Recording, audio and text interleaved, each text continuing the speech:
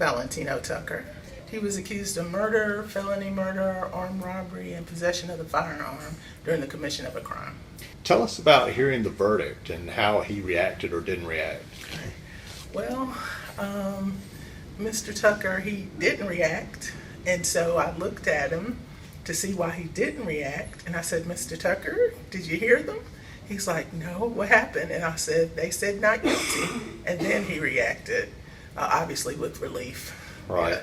So what would he have been facing had he been convicted? He would have been facing life without parole. Wow. Okay. Yeah. So how has this affected his life? This happened in 2016. He's been in custody the whole time. He couldn't make bond or anything like that. So he's been in there 6 years.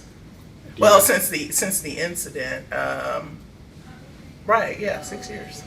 He's managed. He's made it through, but of course he's got to come out and get reoriented. You know, he was saying, "I got to get out. I don't have a job." You know, he can go home to his family, but it's pretty trying, and to have that hanging over your head. So it's not just the fact that you're serving time, but you've got life without parole hanging over your head. So it's very stressful, very stressful. And he's had some emotional ups and downs. I've met with him several times, so of course it was tough. It was very tough. What do you think made the difference in this case? I'm not really sure. I mean, I've been doing this a long time, and so I try not to speculate. But I think one of the problems with the case was the DNA evidence.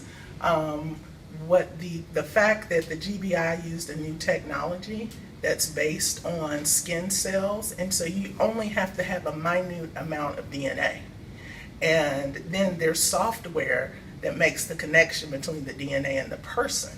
And so I think that I would think that would be a problem for a jury, because you've got co-defendants testifying, and of course co-defendants always have self-interest. And so you look to the physical evidence, and there just wasn't a lot in this case.